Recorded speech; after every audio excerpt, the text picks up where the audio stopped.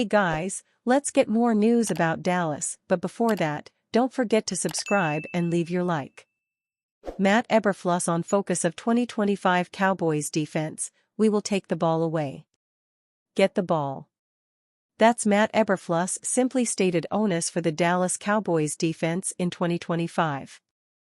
Addressing reporters Tuesday, the former Chicago Bears head coach and new Cowboys defensive coordinator forecast an exciting and opportunistic unit.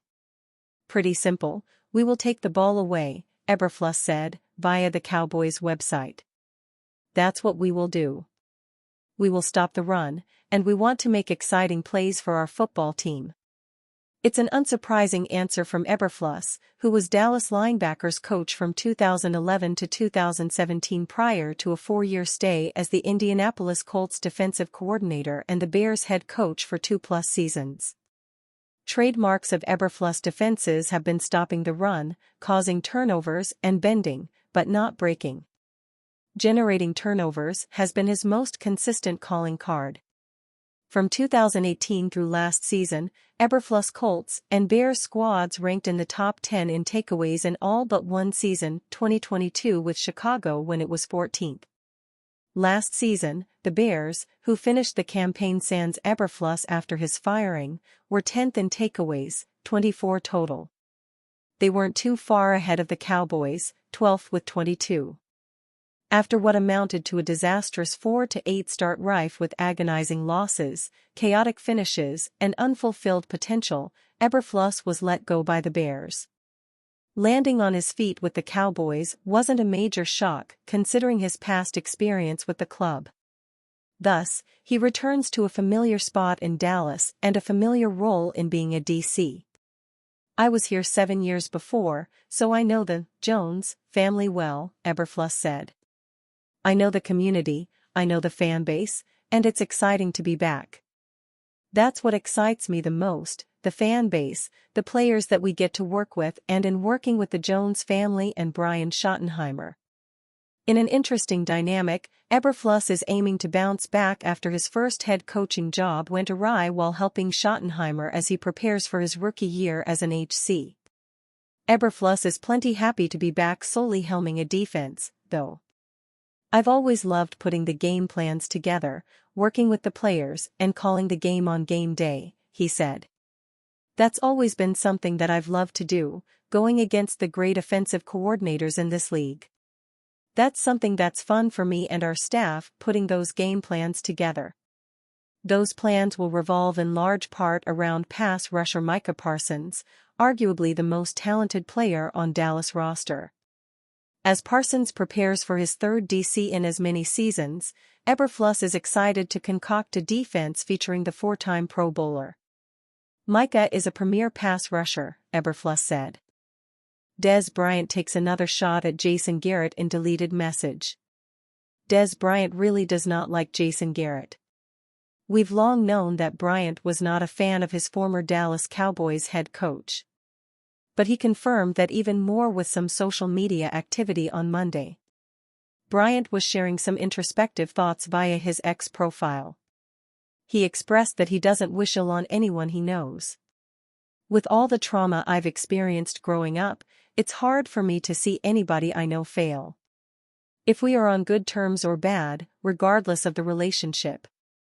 Life is hard, and I just don't wish bad on anyone, it's not in my soul. If you are a hustler, go get it.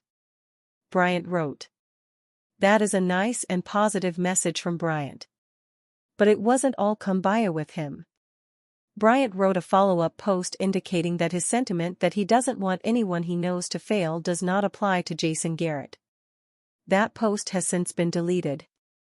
Bryant has not been shy about expressing his frustration with Garrett over the years. Bryant played in the NFL from 2010 to 2017, missed the 2018 due to a torn Achilles tendon, and then returned with the Baltimore Ravens in 2020. He made 3 Pro Bowls during his time with Dallas and led the NFL in touchdown catches in 2014.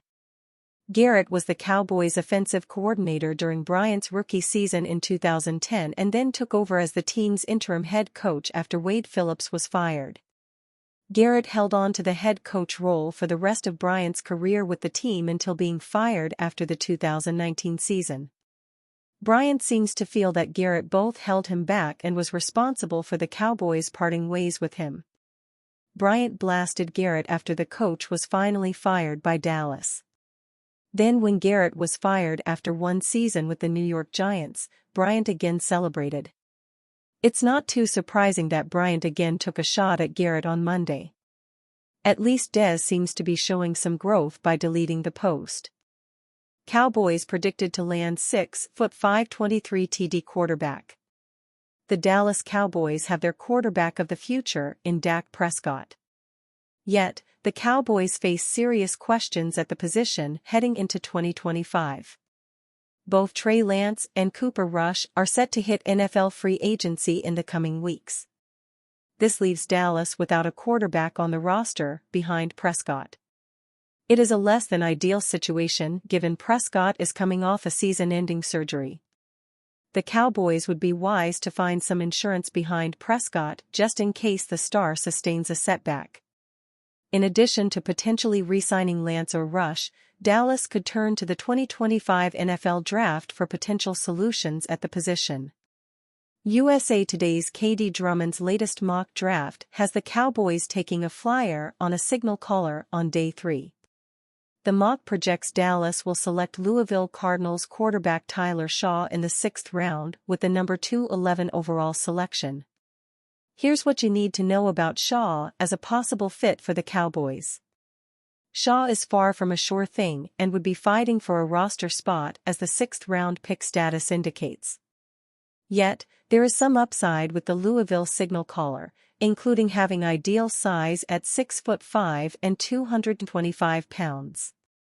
The Cardinals quarterback threw for 3,195 yards, 23 touchdowns, and 6 interceptions, while completing 62.7% of his passes in 12 appearances during the 2024 season. ESPN's Matt Miller noted that Shaugh's performance at the Senior Bowl is giving the quarterback some upward momentum heading into the NFL Draft. Shough was slinging it at the Senior Bowl, Miller detailed in a February 17, 2025, message on X. Can't wait to see his follow-up performance. Definitely has some upward momentum right now. Shough could be long gone when the Cowboys are on the clock in the later rounds. The Draft Network's Ryan Fowler believes Shough could be a potential 3rd-round pick. Shough has a chance to use the upcoming NFL Scouting Combine to continue to rise up draft boards. Should Tyler Shough compete in all drills in Indianapolis, he'll throw on the field in the same group as projected first-rounders Shedeur Sanders, Colorado, and Cam Ward, Miami, Fowler wrote in a February 17 story titled, 6 Underrated NFL Combine Invitees to Watch. What does that mean? Well, for scouts that haven't seen him throw live, comparing his arm to his classmates will hold weight in how the ball pops off his arm and his accuracy downfield. While pumping throws across the field in a t-shirt shouldn't hold as much weight as it does, in this QB class, a good performance for the Louisville product will go a long way to him locking in his stock as a day 2 pick.